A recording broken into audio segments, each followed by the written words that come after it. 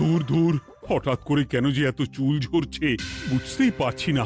কতদিন হয়ে গেল চুল ওঠা আর থামছেই না। না, এমন হতে থাকলে তো মাথায় টাক পড়ে যাবে। না না না, আজ রাজবৈদ্যের কাছে পরামর্শ নিতে হবে। কি ব্যাপার মহারাজ, আজ আপনাকে এমন চিন্তিত দেখাচ্ছে কেন? জীবনে বড় দুঃখ গোপাল, মন মেজাজ একদম ভালো নেই। সে কি, কি হয়েছে মহারাজ? গোপাল থাকতে দুঃখ কিসের? আর বলো না, মাথার চুলগুলো আজকাল ঝড়ে পড়া পাতার মতো পটপট করে ঝরে যাচ্ছে। আমি তো জানি কেন এমন হচ্ছে, কিন্তু এখনই মুখ খুললে চলবে না। আর একটু বেশি বিপদ বাড়লে তখন মাঠে নামবো। তাই বলুন। এ তো খুব ছোট ব্যাপার, চুল ঝরলে টাক পড়বে, আর সেটা পড়া কত ভালো জানেন? কথায় আছে, যত বড় টাক তত বেশি টাকা। তুমি চুপ করো তো বাপু। যদি টাক থাকলেই টাকা হতো, তাহলে তোমার টাকা কোথায়? যেটা বোঝো না সেটা নিয়ে কথা বলো না। তাই না তাই, মহারাজের ঝরছে চুল, চিন্তার ভাঁজ মাথায়। গোপাল যতই চেষ্টা করুক, চিঁড়ে ভিজবে না কথায়। তোমরা সকলে থামো তো দেখি। ও রাজবৈদ্য, তুমি এর কিছু উপায় বলো। আগে মহারাজ, অনেক সময় দেহে ওই লৌহের পরিমাণ কমে গেলে এমন চুল ঝরে। আপনি বরং পালং শাক, ওই কিশমিশ, কলা ও আরো কিছু ফল আমি বলে দিচ্ছি, সেগুলো বেশি করে খান। আচ্ছা আচ্ছা আচ্ছা, তবে তাই করে দেখি।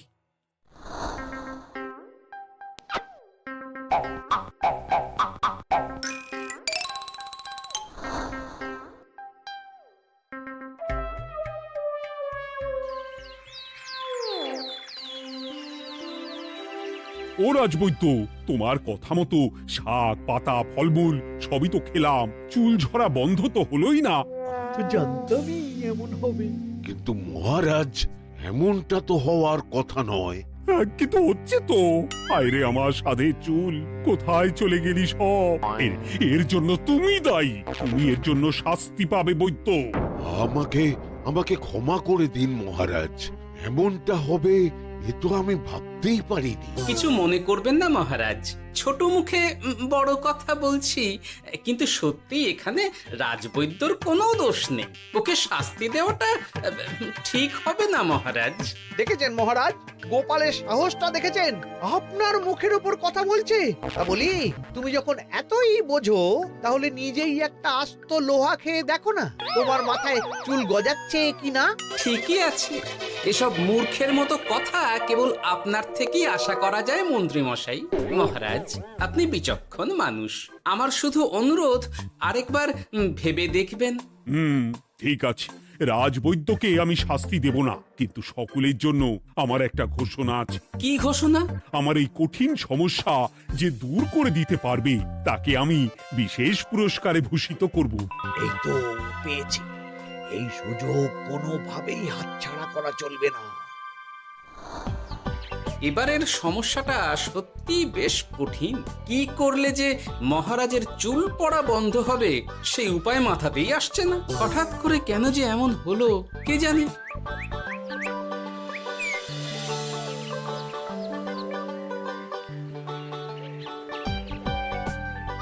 ও মা, তুমি এসে গেছো? একটু বসো, আমি তেলটা মেখেই হাত ধুয়ে খাবারটা বাড়ছি। হ্যাঁ, সে ঠিক আছে, কিন্তু তুমি কিসের তেল মাখছো এটা?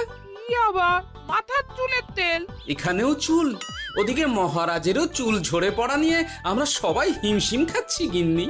আরে, মহারাজের অত সুন্দর কালো চুলগুলো ঝরে যাচ্ছে, এ তো ভারী দুঃখের কথা। সে আর বলতে, ওই জন্যেই তো আমি বাবা মাথায় এই জড়িবুটি তেল মাখি। এতে চুলের গোড়া শক্ত করে, চুলকে ভালো রাখে, নতুন চুল গজায় সব। হ্যাঁ। কি কি বললে? নতুন চুলও গজায়? সত্যি? হ্যাঁ। বাহ, তাহলে আর চিন্তা কি।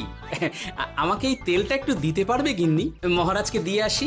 উনি বলেছেন যে ওনার সমস্যা দূর করতে পারবে তাকে উনি পুরস্কার দেবেন। ওমা, এই তাই নাকি? এ তো দারুণ ব্যাপার গো। নাও নাও নাও, তেলখানা নিয়ে মহারাজকে কাল দিয়ে এসো তাহলে। আর জানিয়ে দিও, দিনে 2 বার কিন্তু তেল মাখতেই হবে। হ্যাঁ, আচ্ছা ঠিক আছে।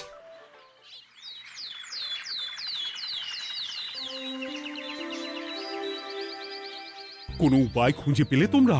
আগে মহারাজ, আমি আপনার জন্য নকল চুল বানিয়ে এনেছি।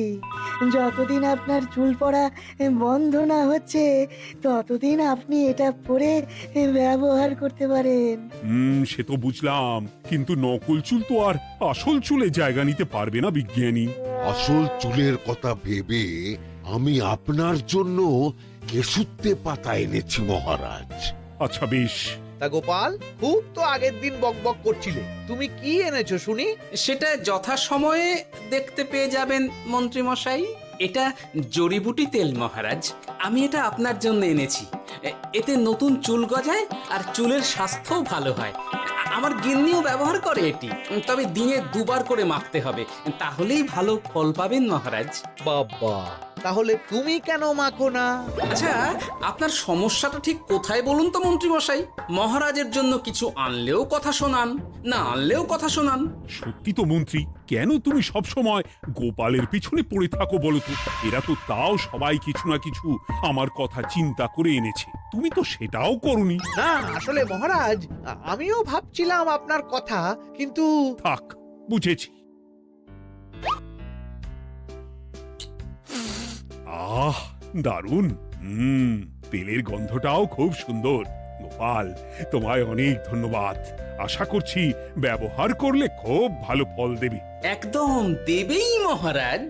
দূর বাবা, ভেবেছিলাম এক হলো আর এক। কোথা দিয়ে যে গোপালটা মাঝখান দিয়ে এসে নাক গলিয়ে ঢুকে পড়ে, খুব শক্ত পুরস্কার নেওয়ার। দেখাচ্ছি মজা।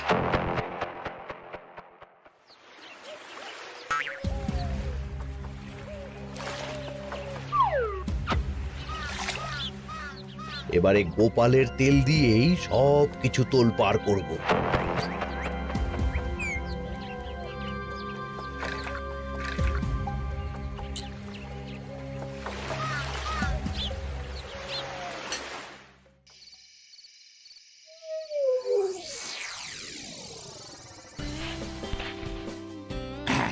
ব্যাস, হয়ে গেল 2 বার মাখা। গোপাল বলেছিল এতেই ভালো ফল পাবো, কিন্তু এখন মাখার পর মাথাটা কেমন জ্বালা জ্বালা করছে মনে হচ্ছে। হয়তো নতুন চুল গজাবে বলে এমন হচ্ছে। কাল সকালে বোঝা যাবে। এতক্ষণে বোধ হয় ছোট ছোট চুল গজিয়েই গেছে। কি এটা চুল গজানোর তেল ছিল নাকি পড়ে যাওয়ার? হে ভগবান, যেটুকু বাকি ছিল সেটাও ঝরে পড়ে টাক পড়েই গেল। হ্যাঁ, গোপালই হলো যত নষ্টের গোড়া। আজ আসুক সভায়।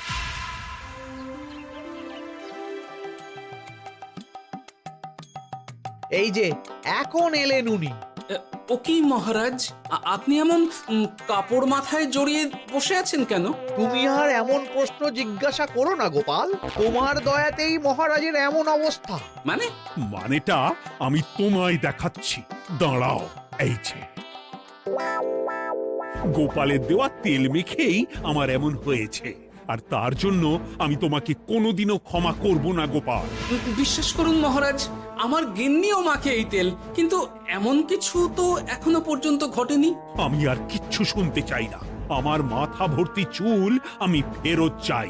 যতদিন না আমার মাথার সব চুল ফিরে আসছে ততদিন আমি তোমার মুখও দেখতে চাই না। মহারাজ, আপনার কোনো চিন্তা নেই, আমি তো আছি। এবার এই সমস্যার একটা সমাধান আমি করেই ছাড়বো। কি ব্যাপার, মন্ত্রী মশাই এত লাফাচ্ছে কেন? এসবের পেছনে আবার ওনার হাত নেই তো? না, ব্যাপারটা পরে দেখতে হচ্ছে।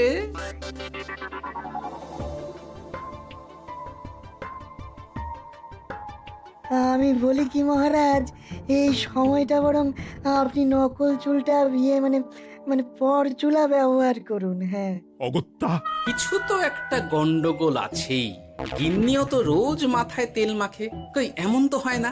মন্ত্রী যদি কিছু করেও থাকে তাহলেও হাতে নাতে ধরবো কিভাবে? ও কি গো গোপাল দাদু, এখন এই সময় তুমি রাজসভা ছেড়ে এখানে? তোদের দাদু আর রাজসভায় যাবে না রে? কি বলছো গো? কেন? আর কেন, বিনা দোষে এমন শাস্তি। তোমায় শাস্তি দিয়েছে? তুমি শুধু বলো কে তোমার সাথে কি করেছে, বাকিটা আমরা বুঝে নিচ্ছি। আচ্ছা বলছি, কৃষ্ণনগরের মন্ত্রী মশাইয়ের বাড়িটা কোন দিকে একটু বলতে পারবেন? কৃষ্ণনগরে নতুন নাকি?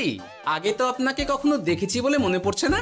হ্যাঁ, আমি এখানে থাকি না, আমি এখানে আমার কাজে এসেছি, তাই মন্ত্রী মশাইয়ের বাড়ির ঠিকানাটা যদি একটু বলে দেন।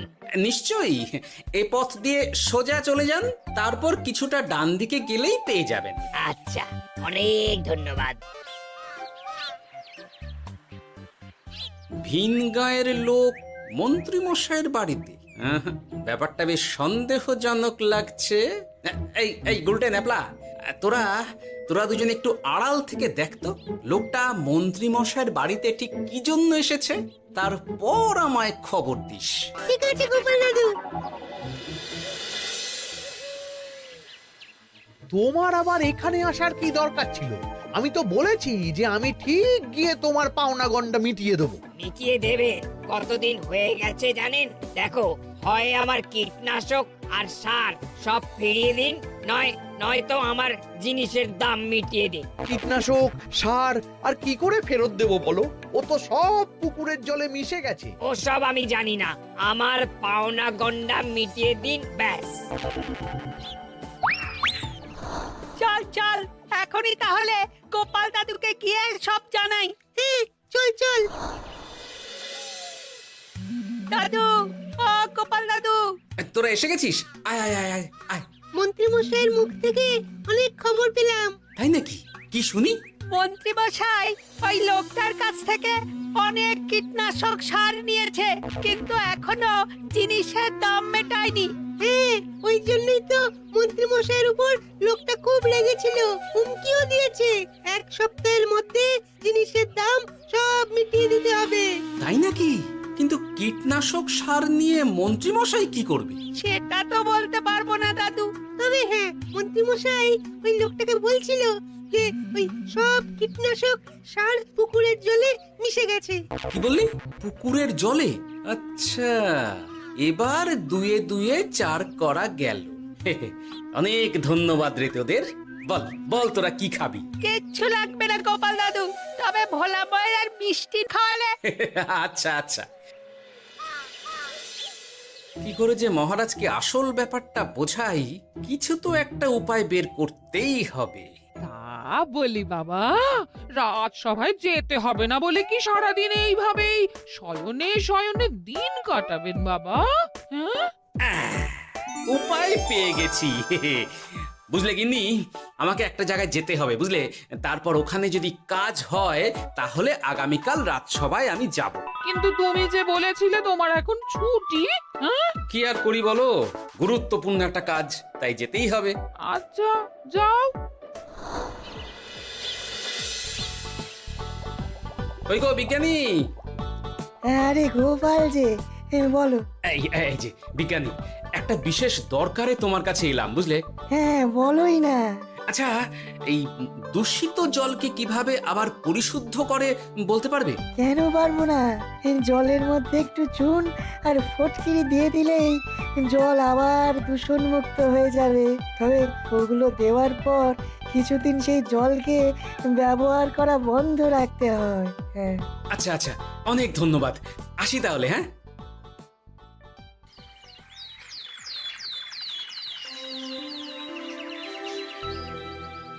ছায়া পড়েছে, ছায়া পড়েছে, আমি বেশ বুঝতে পারছি তার ছায়া পড়েছে এখানে। কার ছায়া পড়েছে? আজকাল তোর মাথা থেকে অনেক চুল ঝরে পড়ছে, তাই না? আগে হ্যাঁ সাধু বাবা, আপনি একদম ঠিক কথা বলেছেন। ও বাবা, এই আবার কোথা থেকে উদয় হলো? আরে আমি একা গিয়ে সেই স্নানের পুকুর পরিদর্শন করতে চাই। যথা আজ্ঞা বাবা।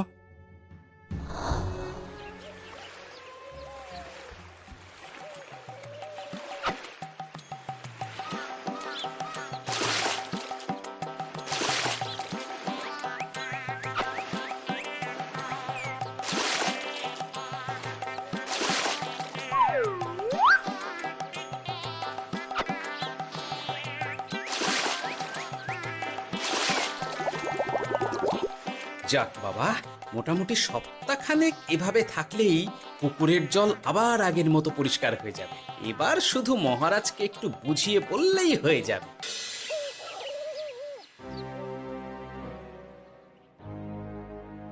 কি বুঝলেন সাধু বাবা? আমার অনুমানটাই ঠিক ছিল। পুকুরের জলে কালো ছায়া পড়েছে, কুদৃষ্টি পড়েছে, তাই এমন হচ্ছে। সে কি? কি কালো ছায়া? যত সব বাজে কথা। জল দূষণ করলাম আমি, আর দোষ পড়ছে কালো ছায়ার উপর। তাহলে এখন কি হবে? চিন্তার কোনো কারণ নেই। আমি মন্ত্রপুত ভস্য ছড়িয়ে দিয়েছি। 1 সপ্তাহ ওই পুকুরের জল স্পর্শ তো দূর, পুকুরের কাছেও যাওয়া নিষেধ। তাহলে আমার মোহরের কি হবে? যথাজ্ঞা সাধু বাবা। ও কি, তাহলে মহারাজ এতদিন স্নান করবেন কোথায়? সে কথা কাউকে চিন্তা করতে হবে না। মহারাজের ওপরে কালো ছায়া পড়া জল পড়েছে, তাই আগে সেটা শোধন করতে হবে। আমাকে তাহলে কি করতে হবে সাধু বাবা?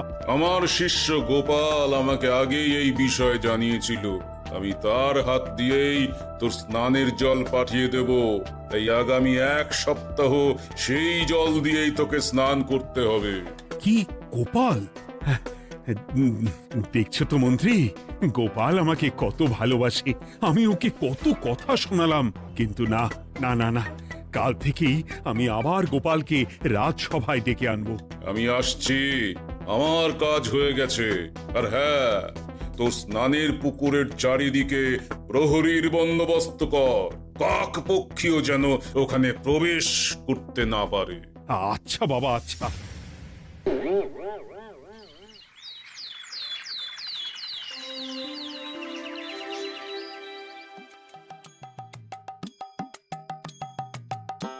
গোপাল, তোমাকে আবার এখানে দেখতে পেয়ে আমার খুব ভালো লাগছে। তোমার গুরুদেব গতকাল এসেছিলেন, কিছু মনে করো না। না বুঝেই তোমাকে অনেক কথা শুনিয়েছি। না মহারাজ, আমি জানি আপনি আমাকে খুব ভালোবাসেন, তাই আমি কিছু মনে করিনি মহারাজ। এই নিন, আমি আপনার স্নানের জল এনেছি। হ্যাঁ হ্যাঁ, দাও দাও দাও।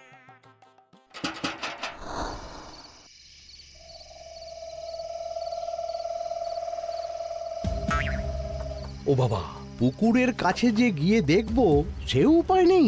চারপাশে প্রহরীতে ভর্তি। তাহলে কি সত্যি সত্যি কালো ছায়া পড়েছে? ভালোই হলো, পাওনাদারকে বলে দেবো কীটনাশকটা জালি ছিল। হি হি।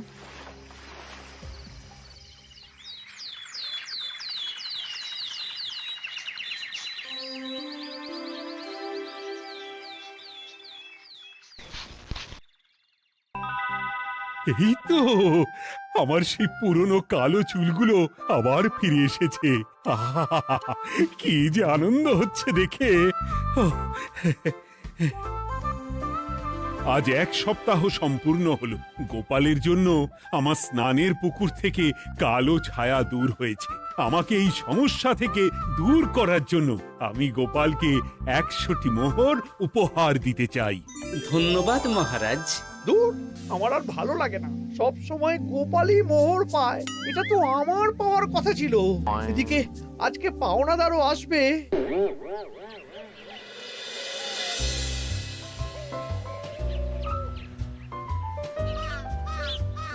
গোপাল দাদু, ওই লোকটা এসে গেছে। আচ্ছা, আসছি। এটা তো মন্ত্রীর বাড়ির দিকে রাস্তা। আমরা তাহলে ওদিকে কেন যাচ্ছি গোপাল? আপনার পুকুরের আসল রহস্যটা কি সেটা আপনি জানবেন না মহারাজ? মানে? নিজের চোখেই দেখুন, তাহলে বুঝতে পারবেন।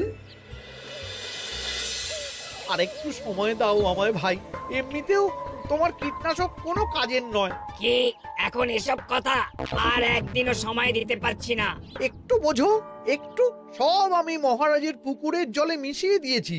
মন্ত্রী, তুমি তাহলে সেই কালো ছায়া? মহারাজ, আপনার পর্দা ফাঁস হয়ে গেছে মন্ত্রী মশাই। তুমি তাহলে সবটা জানতে? একদম প্রথম থেকে। রে, খুব জোর ফেঁসেছি।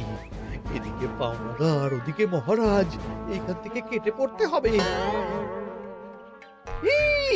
গন্ডগোল করে আবার পালানো হচ্ছে কবে রে? বলো, কেন করেছিলে?